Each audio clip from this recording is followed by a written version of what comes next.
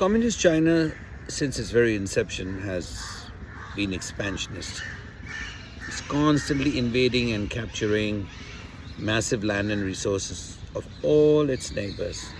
It has got 23 neighbors, and China has problems, territorial problems, resource problems with all of them. China, after the 1962 war, illegally occupied 43,000 square kilometers of Indian territory. And not only that, it has ambitions to occupy significantly more. But with time, China has grown more sophisticated. No more for it the huge wars and expensive campaigns. They have adopted a tactic called salami slicing, a creeping encroachment of its neighbors' territories, just as in the case of India. Not just territory, but strategic locations and strategic resources. And this has been happening for the last 70 years, whilst the government in New Delhi just simply looked on, helplessly wringing its hands. Fortunately, the Indian armed forces have not been complacent, and they have opposed Chinese aggression as best as they can, and gained some success despite Delhi's lack of will to oppose the Chinese transgressions.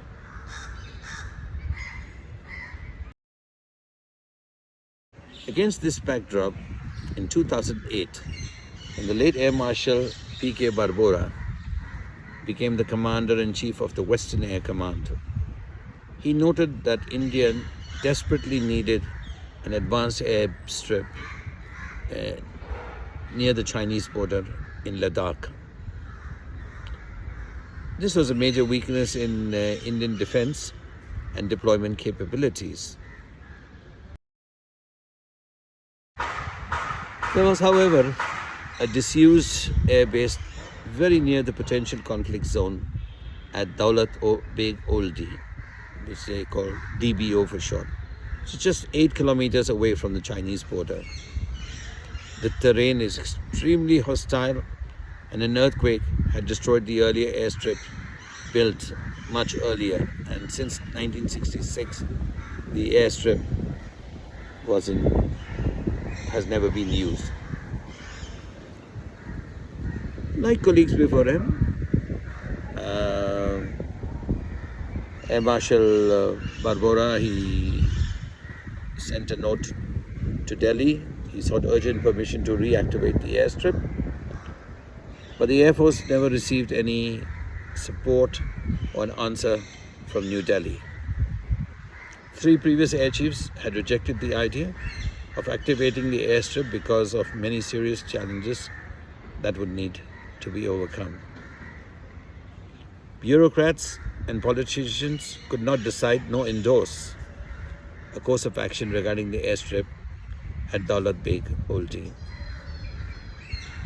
An undaunted Barbora got the mud strip ready almost in record time with the help of the army, after receiving a go-ahead from the Commander-in-Chief in Delhi. Rather cleverly, but making it appear as a lapse, Barbora kept the political and bureaucratic leadership out of the loop. On May 31st, 2009, an Antonov AN-32 aircraft with Barbora on board made the historic landing to demonstrate what the Indian Air Force and Army could achieve.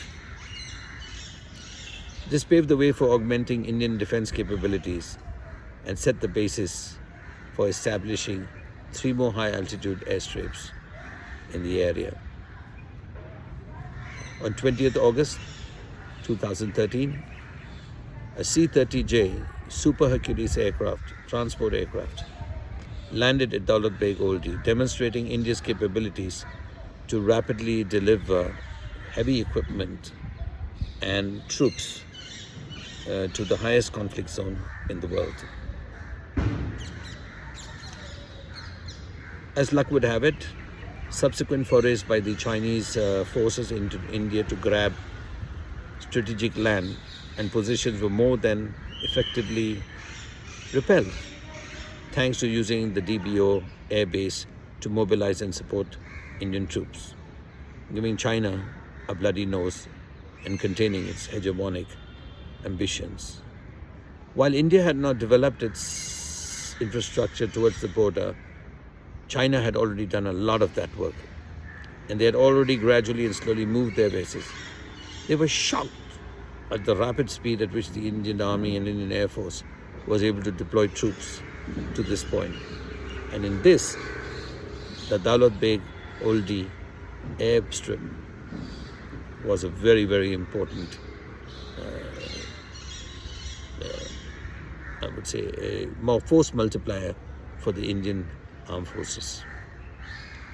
Unfortunately, Air Marshal P.K. Barbora, who passed away in 2023, was pursued for a long time by his detractors in the bureaucracy for his stepping out of the line and bruising their egos. Thankfully, he valued his duty to the nation higher than appeasing the bureaucrats and politicians. Well, what is the lesson for the story? Leaders should lead, and juniors should obey and follow. Capable people with responsibilities are invariably slowed down or severely handicapped by people who retain all authority and or control resources. So visualize a typical organization problem. You need to get something done, important, and to be done urgently. You seek permission from higher authorities to act. Dithering takes place, and either no decision is given to proceed, or no decision, or it is declined. You are responsible for getting the results, and you see the situation as untenable, just like Air Marshal Barbora did. So you feel compelled to do something. What do? You have three possible options. Do nothing. Second, hold fort and plead repeatedly for permission and or resources. And three, act without permission and find resources from elsewhere. The result-oriented person knows that timing is crucial for any endeavor and acts decisively. So he acts. They know it's easier to beg for forgiveness than to ask for permission. Of the above listed options, only the third option can deliver the desired result. If results are favorable and the objective is met, then the successful person receives recognition and reward. If the endeavor fails, it becomes a good time to review career options or maybe write a book. Well, that's enough for me for today, and I hope you found this video informative, useful, and you liked it. If you did, please press the like, share buttons and subscribe to my channel. This is Gurvinder Singh wishing you all the best until I see you on my channel once again. Thank you.